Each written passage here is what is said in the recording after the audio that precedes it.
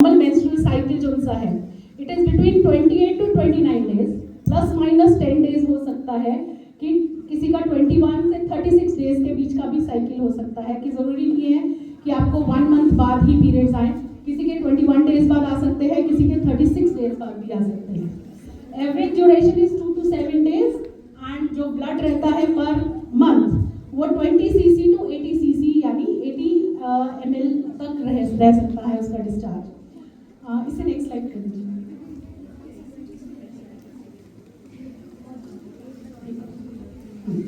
अब जैसे सपोज करो किसी भी डेट को, whatever date, what is the date today,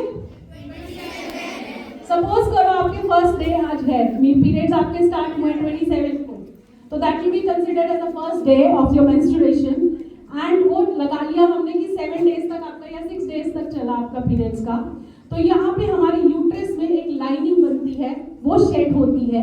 it is just a normal blood with some cells with some tissues जो आपकी बॉडी से बाहर आ रहे हैं आपके यूट्रस को सपोर्ट देने के लिए, जो यूट्राइन लाइनिंग बनी है। देन दिस यूट्राइन लाइनिंग जो सी है वो और भी 7th डे पे जब आपके पीरियड स्टॉप हो गए वो वापस ग्रो करना शुरू करती है यूट्राइन लाइनिंग। फिर ओव्यूलेशन होता है, यानी ओवरी से जो है हमारा एक एग निकल के आया, ओव्यूलेशन हुआ, फैलोपियन ट्यूब से उसको यूट्रस में दिया। If pregnancy occurs then there will be no periods और हमारी लाइनिंग जो सी है बढ़ती रहती है। But the egg dies if not fertilised, अगर वो फर्टिलाइज नहीं है एग डाई होगा और लाइनिंग की थिकनिंग वैसे ही बढ़ती जाएगी। And look how many days it's taking, I have taken it to 28 days, then again after 28 days your menstruation will start, यानी ये जो लाइनिंग आपकी बड़ी थी ये लाइनिंग जो सी है शेड होकर again your periods have started. So कई लोग कहते हैं कि इट्स नॉट गुड ब्लड और व्हाटएवर, ये आपकी बॉडी का ही पार्ट है, आपके बॉडी के टिश्यूज हैं, आपकी बॉडी का सेल है, आपकी बॉडी का ब्लड है which is coming out, so it is not unnatural thing. ठीक है, ये भी वही मैंने आपको बताया हाउ पीरियड्स अकर की पहले थिकनिंग ऑफ लाइनिंग हुई एंड देन ब्लीडिंग अकर होती है if egg is not fertilised.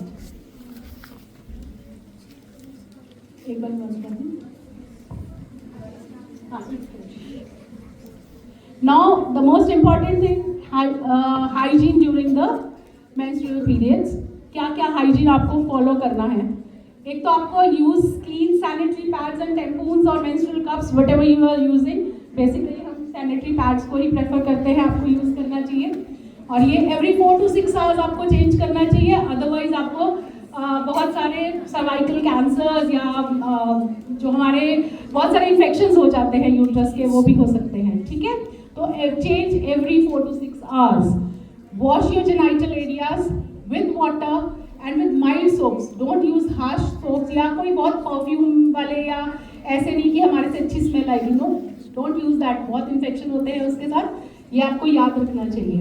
Then वही लिखा है avoid scented products to prevent irritation, उससे बहुत इरिटेशन होती है अगर आप सेंटेड प्रोडक्ट्स यूज करते हैं तो। सबसे इंपॉर्टेंट चीज, डिस्पोज योर पैड्स, उसके लिए आप अपने घर से अपना paper and everything you bring that, उसको अच्छे से डिस्पोज कीजिए इन the dustbin, not in the toilets, not कहीं पर भी। अब आप सपोज करो हम लोग यहाँ खड़े हैं, there are all pads lying over here, will we be able to walk? हम उसके ऊपर वॉक नहीं कर पाएंगे ना, और वो दूसरों के लिए कितना अनहाइजीनिक रहेगा वहाँ पर जो भी वो वाले वॉशरूम्स यूज करेगा। हम किसी पब्लिक टॉयलेट्स में जाएं और वहाँ पे गंदा टॉयलेट हो, we won't be able to go and urinate over there, हमें बिल्कुल पसंद नहीं आएगा कि हम वहाँ जाएं। तो इसलिए clean environment, cleanliness is very important. वैसे भी भारत का चल रहा है स्वच्छ भारत अभियान, तो हमारे को अपने, जब तक हम अपने आप को स्वच्छ नहीं रखेंगे, अपने डिस्पोजल्स को सही तरीके से नहीं डिस्पोज करेंगे, तब तक हमारे को कोई फायदा नहीं है कि हम स्वच्छ भारत अभियान का कोई हिस्सा भी बन सके। या next slide please.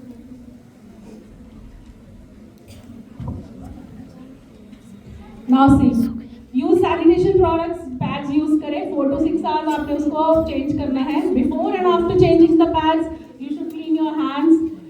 Access toilets with clean water जब भी आप जाते हैं, अदरवाइज इन्फेक्शंस बहुत कॉमन है गर्ल्स के अंदर, यूटीआई इन्फेक्शन जिसको यूरिनरी ट्रैक्ट इन्फेक्शंस कहते हैं, बहुत कॉमन है because we use bad toilets and we don't clean it properly. और dispose pads in an environmental friendly manner. जिससे कि बाकियों को भी प्रॉब्लम ना हो। हर साल approximately 1 crore pads are used and discarded every month, not हर साल, every month 1 crore pads are used and discarded. और वो सपोज करो 1 करोड़ पैड्स आपके यहाँ आसपास पड़े हों तो कितना गंदा लगेगा हमारे को। तो we should use, either you should wrap it and throw it in the dustbin, bury it in a burial compost, or use it in incinerators जिसमें वो अपने आप ही क्रश हो जाते हैं। We don't have that access, तो हमारे को अपने रैप करके और फेंकना चाहिए अच्छे से पैड्स को, because it can cause bacterial growth, hazardous environment कर देगा हमारे लिए, and harms human health, हमारे अंदर इन्फेक्शंस होंगे। जैसे हम बचपन से पढ़ते आ रहे हैं कि कहीं कहीं थूकोगे या पहले जैसे लोग बाहर यूरिनेट कर देते थे या स्टूल्स पास कर देते थे तो उसके ऊपर फ्लाइज आती थी बहुत ज़्यादा, और उसकी वजह से हमारे को कितने सारे इन्फेक्शंस होते थे। अभी वो सब के ऊपर कंट्रोल्ड है, तो हमारे बहुत सारे हमारी हेल्थ इश्यूज भी कंट्रोल्ड है। तो इसी तरह से हमें अपने पैड्स भी अच्छे से डिस्पोज ऑफ करने चाहिए। उसको कभी भी हमारे को टॉयलेट्स में नहीं करना चाहिए, because they are not flushable material, वो फ्लश नहीं होते हैं, दे लाई ओवर देयर। अब सपोज करो आप अपने घर जाओ and somebody has put the toilet the pad in the flush और उसको फ्लश किया, but it's like there, would it be good to go and bring it out and throw it in the dustbin? It won't be good. So हमारे को हमारी ये habits change करनी चाहिए। Instead of flushing it, wrap it in the paper and throw it in the dustbin. That's very important. Next slide, please. चलो कर ही लेते हैं। Now, आप लोगों ने कितनी कितनी मिथ्स सुनी हुई है रिगार्डिंग पीरियड्स, कोई बता सकता है मिथ्स के बारे में? Yes.